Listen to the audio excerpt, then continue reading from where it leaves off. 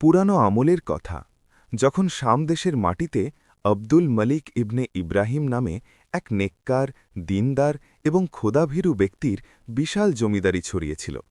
ইবনে ইব্রাহিম শুধু ধনেরই মালিক ছিলেন না, বরং তিনি জ্ঞান ও চরিত্রের অধিকারীও ছিলেন। শহরের সম্মানিত ব্যক্তিদের মধ্যে তাকে গণ্য করা হতো, যাদের দানশীলতা ও উদারতার উদাহরণ দেওয়া হতো।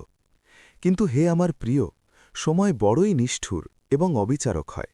এটি কখনো কারো পদমর্যাদা বা নেক আমল দেখে বদলায় না। একদিন হঠাৎ করেই ইবনে ইব্রাহিমের ব্যবসায় প্রকৃতির এমন আঘাত পড়ল যে তার রাজকীয় ঐশ্বর্যের জৌলুস প্রদীপের শিখার মতো নিভে যেতে লাগল। ব্যবসায় ক্রমাগত মারাত্মক ক্ষতি হতে শুরু করল। ঋণের বোঝা পাহাড়ের মতো মাথায় চেপে বসল।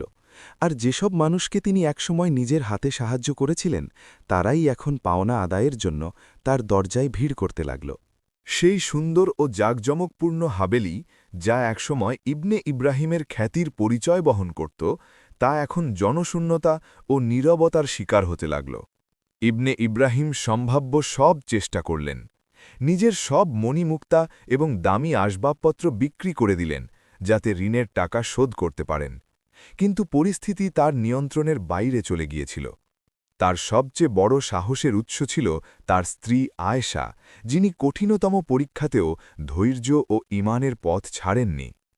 আয়েশা কখনো তার স্বামীর কাছে অভিযোগ বা দুঃখ প্রকাশ করেননি, বরং প্রতিদিন সকালে তাকে সান্ত্বনা দিতেন এবং আল্লাহর ওপর ভরসা রাখার শিক্ষা দিতেন।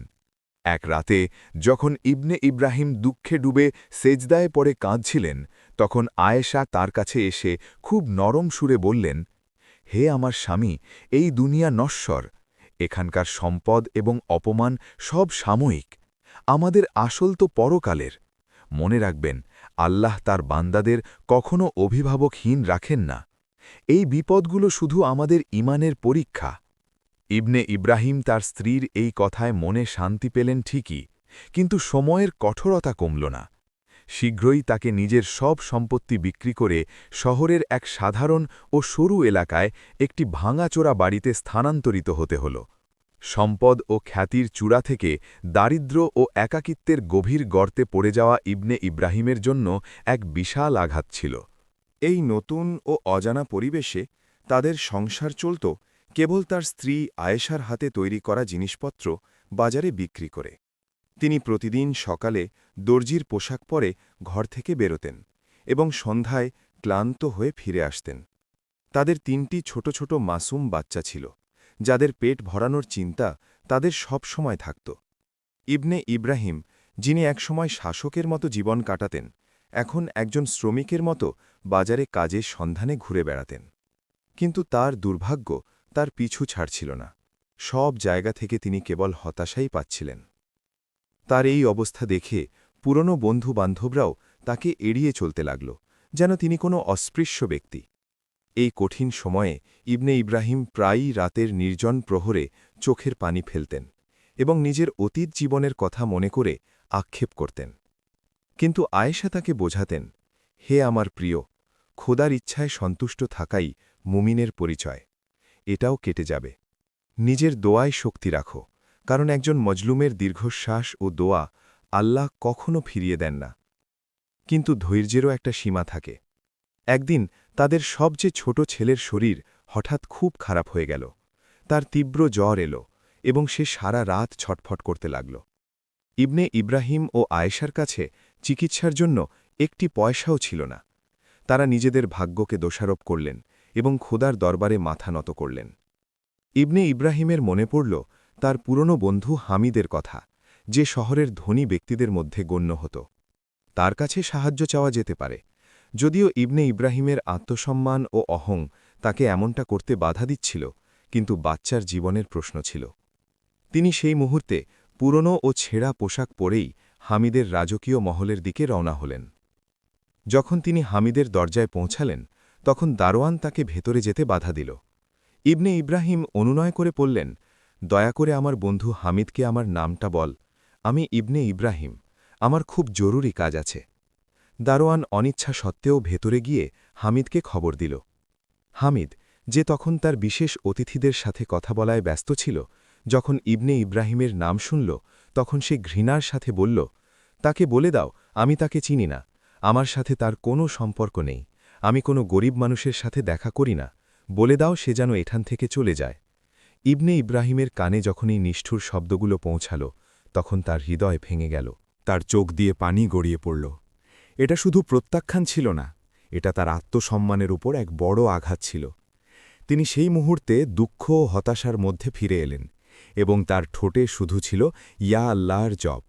সে রাতে বাড়ি পৌঁছে তিনি আয়েশার কাছে ক্ষমা চাইলেন যে তিনি তাদের ছেলের জন্য কিছু করতে পারেননি। সেই নির্জন রাতে যখন পুরো শহর ঘুমাচ্ছিল, ইবনে ইব্রাহিম তার ছেলের মাথার কাছে বসে আল্লাহর সামনে হাত পেতে কাঁদছিলেন। তার চোখ দিয়ে ঝরা অশ্রু সেজদার জায়গাকে ভিজিয়ে দিচ্ছিল। সেই মজলুমের দীর্ঘশ্বাস সেই রাতে আল্লাহর আরশ পর্যন্ত পৌঁছেছিল এবং তার দোয়া কবুলিয়াতের দরজায় কড়া নাড়ছিল। যুগ যুগ ধরে এই কথা প্রমাণিত যে যখন কোনো বান্দা একাকিত্ব ও অসহায় অবস্থায় কেবল তার রবের দিকে মুখ ফেরায়, তখন পরওয়ারদিগার তার ডাককে উপেক্ষা করেন না। বাচ্চার অসুস্থতা এবং বন্ধু হামিদের নিষ্ঠুরতা ইব্রাহিমের আত্মাকে ঝাঁকুনি দিয়ে দিয়েছিল। সেই ক্লান্তি ও অস্থিরতার মধ্যেই যখন তিনি ভেজা চোখে তার পুরনো ও জরাজীর্ণ বিছানায় চোখ বন্ধ করলেন, তখন তিনি এক অদ্ভুত স্বপ্ন দেখলেন যা তার জীবনকে এক নতুন মোড় দিতে চলেছিল। তিনি স্বপ্নে দেখলেন যে তিনি একটি পানি ও ঘাসহীন মরুভূমিতে দাঁড়িয়ে, যেখানে বহুদূর পর্যন্ত বালি ছাড়া আর কিছু নেই। হঠাৎ এক নুরানি ও বয়োজ্যেষ্ঠ ব্যক্তি তার সামনে উপস্থিত হলেন, যার চেহারায় রহমত ও প্রশান্তির ঝলক ছিল। সেই বয়োজ্যেষ্ঠ ব্যক্তি ইব্রাহিমের দিকে ইশারা করলেন এবং গম্ভীর কণ্ঠে বললেন, হে ইব্রাহিম, তুমি সম্পদ হারিয়েছ, কিন্তু তুমি ধৈর্যের ভাণ্ডার পেয়েছ। তোমার দোয়া গন্তব্যে পৌঁছে গেছে। তোমার পরীক্ষার সময় এখন প্রায় শেষ হওয়ার পথে। পূর্ব দিকে পা বাড়াও, এক দীর্ঘ কঠিন সফর তোমার অপেক্ষায় আছে। যখন তুমি সুলতানের মেহমানখানায় পৌঁছাবে, সেখানে তুমি এক বিশাল গোপন রহস্য খুঁজে পাবে, যার ব্যাপারে শুধু এবং শুধুমাত্র তোমারই জ্ঞান থাকবে। মনে রেখো, এই সফরে তোমার সততা এবং সত্যবাদিতাই হবে তোমার আসল পথপ্রদর্শক। এতটুকু বলে সেই নুরানি ব্যক্তিত্ব অদৃশ্য হয়ে গেলেন এবং ইব্রাহিমের ঘুম ভেঙে গেল। তিনি ঘামে ভিজে গিয়েছিলেন, কিন্তু তার হৃদয়ে এক অদ্ভুত আলো এবং দৃঢ় সংকল্প জন্ম নিয়েছিল। তিনি সাথে সাথে অজু করলেন এবং ফজরের নামাজ আদায় করলেন। যখন আয়েশা ঘুম থেকে উঠলেন, তিনি দেখলেন ইব্রাহিমের চেহারা আগের চেয়ে অনেক বেশি সতেজ এবং সন্তুষ্ট দেখাচ্ছে। তিনি প্রিয়তমকে জিজ্ঞেস করলেন, কি ব্যাপার আমার সর্তাজ? আজ আপনার চোখে এক নতুন চমক, যেন দুঃখের বাগান এখন আশার ফুলে সুবাসিত হচ্ছে। ইব্রাহিম বিস্তারিতভাবে তাকে নিজের স্বপ্নের ঘটনা শোনালেন। আয়েশা, যিনি ইলম ও দ্বীনের অধিকারী ছিলেন, স্বপ্ন শুনে মুচকি হাসলেন এবং শান্তভাবে বললেন, নিশ্চয়ই এটি খোদার ইশারা। আপনি দেরি করবেন না, আপনি সফরে রওনা হন। আমি এবং আমাদের সন্তানরা ধৈর্য ও দুয়ার সাথে আপনার অপেক্ষা করব। আমাদের কাছে যে সামান্য খাবার বেঁচে আছে, আমি তা আপনার জন্য গুছিয়ে দিচ্ছি। আপনার সফর যেমনই হোক, এটা জেনে রাখুন যে আল্লাহর করুণা আপনার সাথে থাকবে। ইব্রাহিম তার নেক ও বিশ্বাসী স্ত্রীর প্রতি অসীম ভালোবাসা অনুভব করলেন। তিনি রওনা হবার আগে তার অসুস্থ বাচ্চাকে আদর করলেন, আয়েশার মাথায় ভালোবাসার সাথে হাত বোলালেন এবং নিজের পুরনো ও সাধারণ ঝোলায় খাবার ও একটি মানচিত্র রেখে পূর্ব দিকে তার সফরের সূচনা করলেন। এই সফর সহজ ছিল না। সরু রাস্তা, পাহাড় এবং জঙ্গল পার হতে গিয়ে ইব্রাহিমকে অনেক দিন ও রাত একাকী কাটাতে হল। তার কাছে খাবার মতো খাবার কম ছিল এবং পিপাসা তাকে তীব্রভাবে কষ্ট দিত। কিন্তু যখনই তার ঈমান টলমল করতে লাগত, তার স্বপ্নে শোনা সেই বয়োজ্যেষ্ঠ ব্যক্তির কথা মনে পড়ে যেত এবং তিনি নতুন সাহস নিয়ে এগিয়ে যেতেন। এক সন্ধ্যায় যখন তিনি একটি শুকনো নদীর তীরে পৌঁছালেন, তখন তার ভাগ্যে আরও এক পরীক্ষা লেখা ছিল। কিছু বদমাশ ও ডাকাত হঠাৎ তার সামনে হাজির হল। তারা ইব্রাহিমকে অসহায় দেখে আক্রমণ করে বসল, এই ভেবে যে তার কাছে কোনো দামি জিনিস থাকবে। ইব্রাহিম লড়াই করার সাহস করলেন না, কারণ তিনি দুর্বল ছিলেন এবং লড়াই করার মতো অবস্থায় ছিলেন না। ডাকাতরা তার সাধারণ ঝোলাটি ছিনিয়ে নিল, যার মধ্যে তার সব খাবার এবং সেই মানচিত্র ছিল। যখন তারা ঝোলায় শুধু কিছু শুকনো রুটি আর পানির একটি বোতল পেল, তখন তারা রাগে ইব্রাহিমকে জখম করল এবং নিষ্ঠুরভাবে তাকে সেখানেই ফেলে চলে গেল। ইব্রাহিম ব্যথায় কাতরাচ্ছিলেন এবং তার হৃদয় হতাশায় ভরে গেল। তিনি মাটিতে শুয়ে ভাবছিলেন, তবে কি খোদা আমার দিক থেকে মুখ ফিরিয়ে নিয়েছেন? আমার দোয়া কি সত্যিই বাতিল হয়ে গেল? ঠিক সেই মুহূর্তে তার আয়েশার উপদেশ মনে পড়ল। কঠিন ও বিপদগ্রস্ত সময়ে কখনো ধৈর্যের পথ ছাড়া উচিত নয়। তিনি ব্যথা সহ্য করে অতি কষ্টে সাহস সঞ্চয় করলেন এবং ধীরে ধীরে উঠে বসলেন। তিনি তার ক্ষতস্থানে মাটি লাগালেন এবং নিজের অসহায়ত্বের কথা শুধু আল্লাহর কাছে প্রকাশ করলেন। তিনি জানতেন যে এখন তার পিছু হটার কোনো রাস্তা নেই, এখন তার সফর কেবল আল্লাহর ভরসায়। পরদিন ভোরের প্রথম কিরণের সাথে তিনি আবার তার সফরে রওনা হলেন। ডাকাতরা তার মানচিত্র ছিনিয়ে নিয়েছিল, কিন্তু ইব্রাহিমের মনে সেই স্বপ্নের প্রতিটি দৃশ্য এবং বয়োজ্যেষ্ঠ ব্যক্তির প্রতিটি কথা গেঁথেছিল। তিনি শুধু পূর্ব দিকে হাঁটতে থাকলেন, ক্ষুধা ও পিপাসার তীব্রতাকে ধৈর্যের সাথে সহ্য করতে থাকলেন। অনেক দিনের এই কঠিন সফরের পর অবশেষে দূর থেকে তিনি এক রাজকীয় ইমারতের দৃশ্য দেখতে পেলেন, যার মিনার ও গম্বুজ যেন আকাশের সাথে কথা বলছিল। তার মনে এক আশা জাগল যে এটাই সেই সুলতানের মেহমানখানা হতে পারে যার কথা স্বপ্নে বলা হয়েছিল। তিনি তার ভাঙাচোরা অবস্থা এবং ক্লান্ত শরীর নিয়ে সেই বিশাল ইমারতের দিকে পা বাড়াতে লাগলেন। তার ঠোঁটে এখন কোনো অভিযোগ ছিল না, বরং আল্লাহর শুকরিয়া ছিল যে তিনি তাকে এখানে পৌঁছে দিয়েছেন। এটি সত্যিই কোনো সুলতানের মেহমানখানা বা বিশেষ স্থান মনে হচ্ছিল, যার দেয়াল ও দরজায় সোনা ও কারুকার্য খচিত ছিল এবং যার চকচকে ছাদ আকাশের সাথে কথা বলছিল। ইব্রাহিমের শরীর ছিল ক্লান্ত শ্রান্ত, তার পায়ে আর শক্তি অবশিষ্ট ছিল না, এবং তার ছেঁড়া পোশাক তার দারিদ্র্যের খোলা ঘোষণা দিচ্ছিল। তিনি ইতস্তত করে সেই বিশাল দরজার দিকে এগিয়ে গেলেন, যেখানে দুজন দীর্ঘদেহী ও অস্ত্রধারী দারোয়ান শান শকতের সাথে পাহারায় দাঁড়িয়েছিল। ইব্রাহিম খুব দুর্বল ও ভগ্ন কণ্ঠে তাদের সাথে কথা বলার অনুমতি চাইলেন। দারোয়ানরা, যারা রাজকীয় পোশাকে ছিল এবং জাগতিক দৃষ্টিতে ইব্রাহিমকে অত্যন্ত তুচ্ছ মনে করছিল, তাকে ধমক দিয়ে তাড়িয়ে দেওয়ার সুরে বলল, এই ফকির, কোন সাহসে তুই এই দরবারের কাছে আসার চিন্তা করলি? তোর চোখ কি এতই অন্ধ হয়ে গেছে যে তুই জানিস না রাজকীয় আর আলিশান দরজায় ভিখারিরা আসে না? এখানে শুধু বিশেষ মেহমানদের প্রবেশাধিকার আছে। দূর হয় এখান থেকে, নতুবা শাস্তি দেওয়া হবে। একজন দারোয়ান তার বল্লম দেখিয়ে কঠোর কথা বলল। ইব্রাহিমের মনে পড়ল গত দিনের সেই অপমানের কথা যা তিনি হামিদের দরজায় পেয়েছিলেন। কিন্তু ধৈর্য ও ঈমান তিনি এখনও হারাননি। তিনি দোয়া করলেন এবং আবার অনুনয় করলেন। আল্লাহর ভয়ে তার চেহারা ফ্যাকাশে হয়ে গিয়েছিল। হে আমার মেহেরবান ভাইয়েরা, আমি জানি আমার চেহারা ও পোশাক এই জায়গার যোগ্য নয়, কিন্তু আমাকে একটি বিশাল ও গোপন আমানত সম্পর্কে সুলতানকে খবর দিতে হবে, যা শুধু এবং শুধুমাত্র রাজ পরিবারের সাথে সম্পর্কিত। এই রহস্য স্বপ্নের মাধ্যমে আমার কাছে পৌঁছেছে। আমার অনুরোধ, আপনারা আমার এই সাধারণ বার্তাটি সুলতানের উজির পর্যন্ত পৌঁছে দিন। দারোয়ানরা একে অপরের দিকে তাকিয়ে হাসল এবং বলল, শোন তো ওর কথা, এই আদমরা যাযাবর আমাদের রাজকীয় রহস্যের খবর দিচ্ছে। আরে ও, তুই কে? কোনো জিন না পাগল?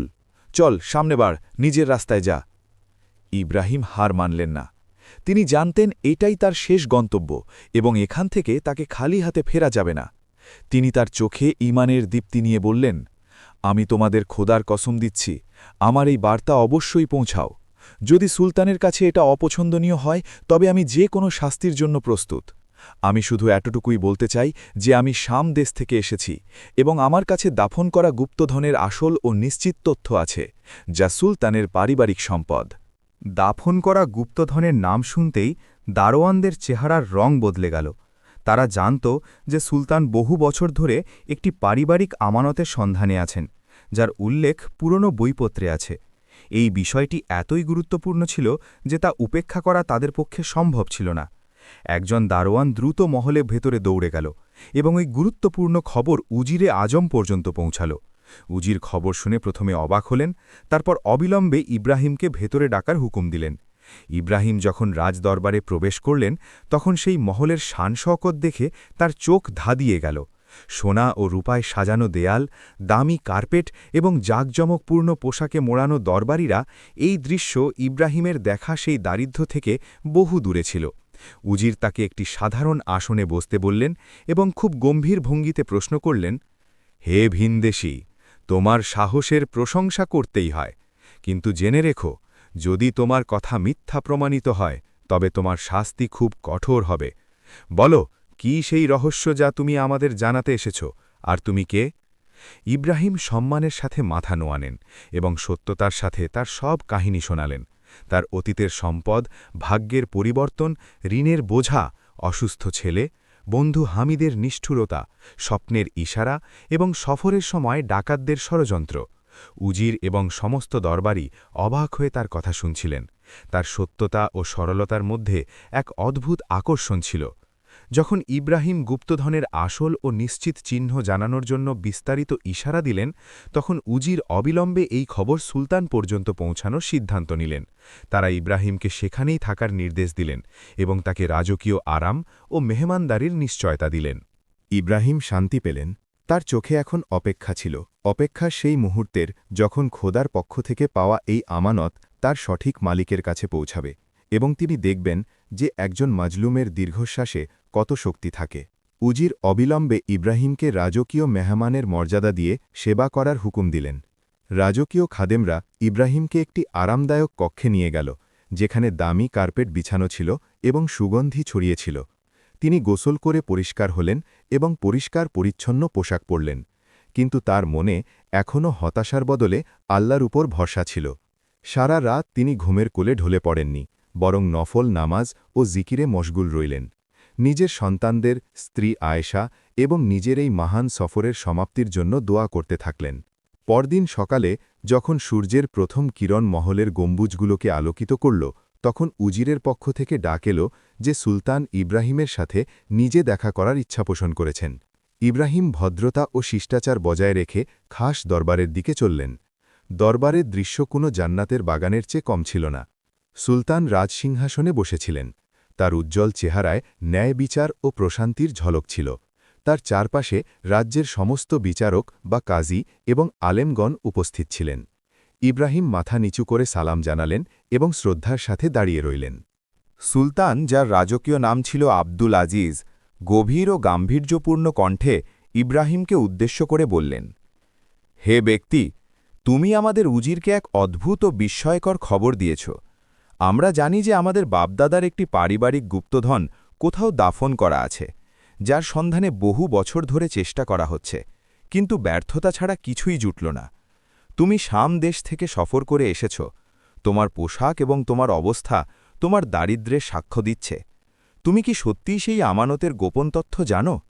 যদি তোমার কথা মিথ্যা হয়, তবে তোমার পরিণতি কি হবে তার কি তোমার ধারণা আছে? ইব্রাহিম চোখে ঈমান এবং হৃদয়ে সত্যতা নিয়ে উত্তর দিলেন, হে জাহাপনা, আমি মিথ্যা থেকে আশ্রয় চাই। আমি কেবল একজন অসহায় ও দুর্বল বান্দা, যার দিন ও চরিত্র তাকে মিথ্যা বলার অনুমতি দেয় না। এই তথ্য আমার কাছে কোনো দুনিয়াবী মাধ্যমে পৌঁছায়নি, বরং স্বপ্নের মাধ্যমে পৌঁছেছে, যা আমি পরওয়ারদিগারের ইশারা মনে করেছি। আমি কসম খাচ্ছি, গুপ্তধনের আসল জায়গার রহস্য আমার বুকে সংরক্ষিত আছে। সুলতান আব্দুল আজিজ ইব্রাহিমের চোখের দিকে তাকালেন। তিনি তার চেহারায় সত্যতার ঝলক দেখতে পেলেন। তিনি তার বিশেষ উজির মোহাম্মদকে ইশারা করলেন যেন ইব্রাহিমকে একান্তে নিয়ে গিয়ে বিস্তারিত জেনে নেন। ইব্রাহিমকে একটি ব্যক্তিগত কক্ষে নিয়ে যাওয়া হল, যেখানে উজির এবং সুলতানের একজন বিশ্বাসভাজন মুন্সি উপস্থিত ছিলেন। মুহাম্মদ নম্রভাবে জিজ্ঞেস করলেন, এবার বলো হে ইব্রাহিম, কি সেই রহস্য? তুমি বলেছিলে এটি পারিবারিক সম্পদ। আমরা জানি সম্পদের অভাব নেই, কিন্তু সেই গুপ্তধনে একটি প্রাচীন মোহর এবং একটি গুরুত্বপূর্ণ অঙ্গীকারনামাও আছে, যার আসল মালিকই দেশের শাসক বলে গণ্য হবে। তুমি কি সেই মোহর বা অঙ্গীকারনামা সম্পর্কে কিছু জানো? ইব্রাহিম দীর্ঘশ্বাস ফেললেন এবং ধীরে ধীরে বললেন, হে উজিরে আজম, আমি গুপ্তধনের আসল জায়গা বলার আগে একটি কথা পরিষ্কার করে দিতে চাই। স্বপ্নে সেই বয়োজ্যেষ্ঠ ব্যক্তি আমাকে শুধু দাফন করা গুপ্তধনের রহস্য বলেছিলেন, কিন্তু কোনো মোহর বা অঙ্গীকারনামার উল্লেখ করেননি। আমার তথ্যের সম্পর্ক শুধু সেই সম্পদের সাথে যা মাটির নিচে লুকানো আছে। এই ইমারত থেকে খুব বেশি দূরে নয় একটি শুকনো নদী আছে, যার তীরে ৩টি পুরনো ও লম্বা খেজুর গাছ দাঁড়িয়ে আছে। সেই ৩টি গাছের মাঝখানের জমি সুলতানের পারিবারিক আমানতকে নিজের বুকে দাফন করে রেখেছে। এই সম্পদের নিরাপত্তার জন্য সেই যুগে বিশেষ শব্দ দিয়ে একটি জাদুকরী বাঁধন, হর্স, লাগানো হয়েছিল, যা ভাঙার জন্য মাত্র একটি উপায় আছে। উজির অবাক হয়ে জিজ্ঞেস করলেন, কেমন উপায়? কোনো শব্দ আছে নাকি কোনো মানচিত্র? ইব্রাহিমের চেহারা দুঃখভারাক্রান্ত হয়ে গেল। তিনি বললেন, সেই বাঁধন তখনই ভাঙবে যখন শামদেশ থেকে আগত একজন অসহায় এবং অন্যের সাহায্যের মুখাপেক্ষী ব্যক্তি, যে ৩ দিন ধরে অভুক্ত আছে, সেই জায়গায় দাঁড়াবে এবং সত্য অন্তরে নিজের মালিকের দরবারে নিজের অসহায়ত্ব প্রকাশ করবে এবং ৩ বার ইয়া কারিম বলবে। আমার অনুরোধ, আপনারা অবিলম্বে খননের ব্যবস্থা করুন।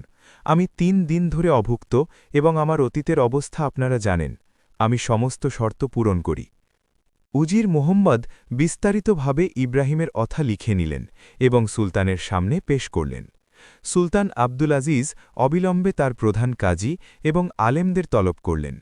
তারা ইব্রাহিমের কথা কোরআন ও হাদিসের আলোকে বিচার করার সিদ্ধান্ত নিলেন। আলেমরা রায় দিলেন যে দোয়া এবং অসহায়ত্বের জ্ঞান অনেক মহান। নিঃসন্দেহে একজন মজলুম ও সত্য মুমিনের দীর্ঘশ্বাসে এত শক্তি থাকে যে তা প্রকৃতির রহস্য উন্মোচন করতে পারে। এই ধরনের জাদুকরী বাঁধন কেবল ঈমান ও খোদার উপর ভরসা দিয়েই ভাঙা সম্ভব। এই কথাটি একদম সত্য হতে পারে। সুলতান সন্ধ্যা হতেই ইব্রাহিম এবং সমস্ত দরবারীদের নিয়ে সেই শুকনো নদীর তীরে যাওয়ার সিদ্ধান্ত নিলেন। যখন তারা নির্দিষ্ট স্থানে পৌঁছালেন, তখন দৃশ্যটি ঠিক তেমনই ছিল যা ইব্রাহিম বর্ণনা করেছিলেন, ৩টি পুরনো ও উঁচু খেজুর গাছ। সুলতান কাজীর অনুমতি নিয়ে ইব্রাহিমকে সামনে যাওয়ার হুকুম দিলেন। ইব্রাহিম তার ছেঁড়া পুরনো পোশাকের কথা মনে করলেন, নিজের দারিদ্র্যের কথা মনে করলেন এবং তার অসুস্থ বাচ্চা ও ধৈর্যশীল স্ত্রী আয়েশাকে হৃদয়ে অনুভব করলেন। তিনি সেই ডাকাতদের এবং বন্ধু হামিদের নিষ্ঠুরতাকেও মনে করলেন, যা তাকে এই গন্তব্য পর্যন্ত পৌঁছাতে সাহায্য করেছে। ইব্রাহিম সেই জায়গায় দাঁড়ালেন, তার চোখে পানি ছিল এবং তিনি পুরো সৃষ্টিজগৎকে সাক্ষী রেখে ৩ বার সত্য আকুতির সাথে বললেন, ইয়া করিম, ইয়া করিম, ইয়া করিম। হঠাৎ এক অদ্ভুত ও অলৌকিক ঘটনা ঘটল। মাটি জোরে কেঁপে উঠল এবং যেখানে ইব্রাহিম দাঁড়িয়েছিলেন সেখান থেকে বালি সরে যেতে লাগল এবং একটি বিশাল ও লোহার দরজা দৃশ্যমান হল। চারপাশের পরিবেশে এক রহস্যময় নিস্তব্ধতা নেমে এল। সুলতান, উজির এবং সমস্ত দরবারই এই অলৌকিক ঘটনা দেখে হতবাক হয়ে গেলেন। এটি নিঃসন্দেহে আল্লাহর কুদরাত এবং একজন মাজলুমের দোয়া কবুল হওয়ার ঘটনা ছিল। সেখানে উপস্থিত প্রত্যেকের মুখে বিশ্বজগতের মালিকের ক্ষমতা এবং অসহায় ইব্রাহিমের সত্যতার প্রশংসা ছিল। মাটি কাঁপা এবং ভারী লোহার দরজা দৃশ্যমান হওয়া এই ঘটনা কোনো জাদু বা উপকথার চেয়ে কম ছিল না, বরং এটি ছিল এই কথার স্পষ্ট প্রমাণ যে যখন মানুষ তার সমস্ত দুনিয়াবী সাহারা ছেড়ে শুধু এবং শুধুমাত্র খোদার দিকে মুখ ফেরায়, তখন খোদা তার ফরিয়াদকে বিফল হতে দেন না। সুলতান আব্দুল আজিজ তার শাহী প্রহরীদের অবিলম্বে হুকুম দিলেন মেহমানখানা থেকে শক্তিশালী বাহিনী এবং কোদাল শাবল আনানোর জন্য, যাতে লোহার সেই বিশাল দরজাটি ভাঙা যায়। কারণ দরজাটিতে কয়েক শতাব্দী ধরে জং ধরেছিল, তাই কয়েক ঘণ্টার চেষ্টার পর অনেক কষ্টে সেটি খোলা হল। দরজার পেছনে একটি অন্ধকার ও সরু সিঁড়ি ছিল, যা মাটির অনেক নিচে নেমে গেছে। উজির মুহাম্মদ খুব সতর্কতার সাথে রাজকীয় মশাল জ্বালালেন এবং ইব্রাহিমের সাথে সেই অন্ধকার পথে পা রাখলেন। যখন তারা বেশ খানিকটা নিচে নামলেন, তখন একটি বিশাল ও আলোকিত তেহেখানা বা ভূগর্ভস্থ কক্ষ তাদের সামনে ভেসে উঠল। এই তেহেখানাটি নিঃসন্দেহে কোনো মহান সুলতানের সম্পদ সুরক্ষিত রাখার জন্য তৈরি করা হয়েছিল। তেহেখানার অন্ধকার সোনা ও মণিমুক্তার ঝলকানিতে আলোকিত হয়ে উঠল। সেখানে হাজার হাজার স্বর্ণমুদ্রা, রত্নভাণ্ডার, দামি ইয়াকুত ও নীলকান্থমণিতে ভরা সিন্দুক ছিল। গুপ্তধন এত অগণিত ছিল যে পুরো দরবার তা দেখে বিস্ময়ে ডুবে গেল। এই গুপ্তধন শুধু সম্পদই ছিল না, বরং রাজ্যের প্রাচীন শান শৌকতের পরিচয়ও ছিল। যখন সমস্ত দরবারি সম্পদ দেখে উত্তেজিত হচ্ছিল, তখন ইব্রাহিম তেহেখানার মাঝখানে রাখা একটি সাধারণ কাঠের বাক্সের দিকে ইশারা করলেন। উজির অবিলম্বে সেই বাক্সটি খোলালেন। বাক্সের ভেতরে সম্পদ বা মণিমুক্তা ছিল না, বরং একটি পুরনো ও জরাজীর্ণ চামড়ার দলিল রাখা ছিল, যার সাথে একটি জং ধরা রূপার আংটি ছিল। সুলতান আগ্রহভরে সেই দলিলটি নিজের হাতে নিলেন। এই দলিলটি ছিল পুরনো আমলের আসল অঙ্গীকারনামা, যার ওপর সুলতানের বাপদাদার রাজকীয় মোহর লাগানো ছিল। এই অঙ্গীকারনামায় লেখা ছিল, হে মানুষেরা, এই সম্পদ যা তোমরা দেখছ এটি কেবল একটি উসিলা। আসল গুপ্তধন হল এই যে তোমরা ন্যায় বিচার করো, গরিব ও মজলুমদের দীর্ঘশ্বাসকে উপেক্ষা করো না। যদি রাজ্যের শাসক এই সম্পদ অসৎ উদ্দেশ্যে ব্যবহার করে, তবে এই সম্পদ নিজেই ধ্বংসের কারণ হয়ে দাঁড়াবে। এই গুপ্তধনের রহস্য ঠিক তখনই খুলবে যখন এমন কোনো ব্যক্তি এই দোরগোড়ায় পৌঁছবে যে সত্য, ধৈর্য এবং সততার প্রতিটি পরীক্ষায় উত্তীর্ণ হয়েছে। এই জ্ঞান সবসময় মনে রেখো যে একজন মজলুমের দীর্ঘশ্বাস ও দোয়া ১০০ সেনাবাহিনীর চেয়েও বেশি শক্তিশালী।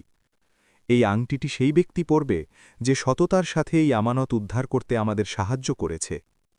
সুলতান আব্দুল আজিজ যখন দলিলটি পড়লেন তখন তার চোখে পানি এসে গেল। তিনি অবিলম্বে সেই মহান দর্শনটি বুঝতে পারলেন যে সম্পদের চেয়ে বড় হল চরিত্র ও দিনদারি। তিনি সাথে সাথে তহখানার মধ্যেই ইব্রাহিমের দিকে ফিরলেন। সুলতান তার আসন থেকে নেমে ইব্রাহিমকে বুকে জড়িয়ে ধরলেন। হে ইব্রাহিম, তুমি শুধু মেহমান নও, তুমি আমাদের দেশের জন্য খোদার পক্ষ থেকে পাঠানো পথপ্রদর্শক। তোমার অসহায়ত্ব আমাদের আসল সম্পদের রহস্য জানিয়েছে। তোমার সততা এই আমানত পেটে আমাদের সাহায্য করেছে। এই সব সম্পদ যা আমরা দেখছি এর আসল কারণ তুমি, তোমার ধৈর্য এবং তোমার দোয়া। সুলতান আবেগী কণ্ঠে বললেন। সুলতান অবিলম্বে মুন্সিকে হুকুম দিলেন যেন ইব্রাহিমকে সেই মুহূর্তেই রাজ্যের উজিরে দৌলত অর্থাৎ অর্থমন্ত্রী নিযুক্ত করা হয়, যাতে তিনি নেক নিয়ত ও সততার সাথে এই সম্পদ প্রজাদের মঙ্গলে ব্যবহার করতে পারেন। সাথে সাথে সুলতান সেই রূপার আংটিটি নিজের হাতে ইব্রাহিমের আঙুলে পরিয়ে দিলেন। এই পুরস্কার শুধু পদমর্যাদা ছিল না, এটি ছিল ধৈর্য ও ঈমানের জয়ের ঘোষণা। ইব্রাহিম সাথে সাথে সেজদায় পড়ে আল্লাহর শুকরিয়া আদায় করলেন। ইব্রাহিম সম্মানের সাথে মাথা তুললেন এবং সুলতানের কাছে অনুনয় করলেন, হে জাহাপনা, আমি এই মহান পদের যোগ্য নই, আমি তো কেবল একজন অসহায় মানুষ। আমার আসল সম্পদ আমার স্ত্রী আয়েশা এবং আমার মাসুম বাচ্চারা, যারা শাম দেশে আমার পথ চেয়ে বসে আছে। আমার অনুরোধ, আপনি আমাকে অনুমতি দিন যেন আমি আগে আমার বাড়ির দিকে ফিরে যাই এবং আমার একাকী স্ত্রীকে এই খুশিতে সামিল করি। সুলতান ইব্রাহিমের সরলতা ও নেক নিয়াত দেখে হাসলেন। তিনি অবিলম্বে ইব্রাহিমের জন্য একটি রাজকীয় কাফেলার ব্যবস্থা করলেন, যাতে প্রচুর খাবার, কাপড়, ওষুধ এবং স্বর্ণমুদ্রা ছিল, যেন তিনি দ্রুত নিজের দেশে রওনা হতে পারেন। রওনা হওয়ার আগে সুলতান তার উজির মোহাম্মদকে হুকুম দিলেন যেন তিনি শাম শহরে গিয়ে ইব্রাহিমের পুরনো বন্ধু হামিদকে তলব করেন। হামিদ, যে তখনও নিজের সম্পদের অহংকারে মগ্ন ছিল, রাজকীয় ডাক পেয়ে অবাক হয়ে দরবারে হাজির হল। সুলতান হামিদের দিকে কঠোর দৃষ্টিতে তাকালেন এবং বললেন, হে হামিদ, তুমি সেই ব্যক্তিকে তাড়িয়ে দিয়েছিলে যে তোমার দরজায় সাহায্য চাইতে এসেছিল, যে একসময় তোমার প্রতি দানশীলতা দেখিয়েছিল। তুমি একটি গরিব ও অসুস্থ বাচ্চার বাবাকে নিরাশ করেছ। মানবতার দাবি কি এটাই ছিল? আজ তোমার জানা উচিত যে তুমি ইব্রাহিমকে একা ছেড়ে দিয়ে শুধু একজন বন্ধুকেই অখুশি করনি, বরং খোদার এক অসহায় বান্দার দীর্ঘশ্বাসকে উপেক্ষা করেছ, যার কারণে আজ আল্লাহ ইব্রাহিমকে মহান মর্যাদা এবং আমাদের এই গুপ্তধন দান করেছেন। হামিদ লজ্জায় মাটির সাথে মিশে গেল এবং মাথা নিচু করে ক্ষমা চাইতে লাগল। সুলতান তাকে ক্ষমা করলেন, কিন্তু এই উপদেশ দিলেন যে সম্পদের ওপর কখনো অহংকার করো না এবং সবসময় সৎ নিয়তে কাজ করো। ইব্রাহিম রাজকীয় জাঁকজমক ও সম্মানের সাথে শাম দেশের দিকে ফিরে এলেন। যখন তিনি তার পুরনো ভাঙাচোরা বাড়ির কাছে পৌঁছালেন, তিনি দেখলেন যে আয়েশা এখনও ধৈর্য ও দোয়ায় মগ্ন আছেন। তিনি রাজকীয় কাফেলা দেখে প্রথমে অবাক হলেন। তারপর যখন ইব্রাহিম ঘোড়া থেকে নামলেন এবং তাকে ডাক দিলেন, তখন আয়েশার খুশির সীমা রইল না। তিনি দৌড়ে এসে ইব্রাহিমকে জড়িয়ে ধরলেন। তাদের বাচ্চারা, যারা এখন সুস্থ হয়ে উঠেছিল, খুশিতে নেচে উঠল। ইব্রাহিম আয়েশাকে সফরের সব ঘটনা বিস্তারিত শোনালেন এবং সুলতানের কাছ থেকে পাওয়া মহান পুরস্কার ও উজিরের পদের কথা জানালেন। আয়েশার চোখে পানি ছিল, কিন্তু তা দুঃখের নয়, বরং শুকরিয়া ও প্রশান্তির অশ্রু ছিল। ইব্রাহিম ও আয়েশা সিদ্ধান্ত নিলেন যে তারা এই রাজকীয় সম্পদ শুধু নিজেদের জন্য ব্যবহার করবেন না। ইব্রাহিম সুলতানের সেবায় হাজির হওয়ার আগে নিজের শহরে একটি বিশাল লঙ্গরখানা বা দাতব্যালয় প্রতিষ্ঠা করলেন এবং সমস্ত গরিব ও অভাবী মানুষের সাহায্য করলেন। ইব্রাহিম উজির হিসাবে জীবন কাটালেন, কিন্তু তার সরলতা, সততা এবং ধৈর্য কখনো কমল না। তিনি সবসময় মনে রাখতেন যে তিনি এই সম্মান ও মর্যাদা কেবল নিজের অসহায়ত্বের দীর্ঘশ্বাস এবং আল্লাহর ওপর বিশ্বাস রাখার কারণেই পেয়েছেন। এভাবে ইব্রাহিম প্রমাণ করে দিলেন যে ঈমানের সম্পদ এবং ধৈর্যের মহত্ব দুনিয়ার যে কোনো সম্পদের চেয়ে বড়, এবং আল্লাহর দৃষ্টিতে একজন অসহায় ও নেক বান্দার দোয়া কবুল হওয়ার ব্যাপারে কোনো সন্দেহ থাকে না। গল্পের পরিণাম এই উপদেশ দেয় যে কঠিন ও বিপদগ্রস্ত সময়ে কখনো ধৈর্যের পথ ছাড়া উচিত নয়। প্রিয় বন্ধুরা, যদি আপনাদের আমাদের এই ভিডিওটি ভালো লেগে থাকে তবে আমাদের এই ভিডিওটিতে একটি লাইক অবশ্যই দেবেন। কমেন্টে আপনার মতামত অবশ্যই জানাবেন এবং এমনই পুরনো দিনের এবং ইসলামিক গল্প দেখার জন্য আমাদের চ্যানেলটিকে অবশ্যই সাবস্ক্রাইব করবেন। ভিডিওটি পুরো দেখার জন্য আপনাদের অনেক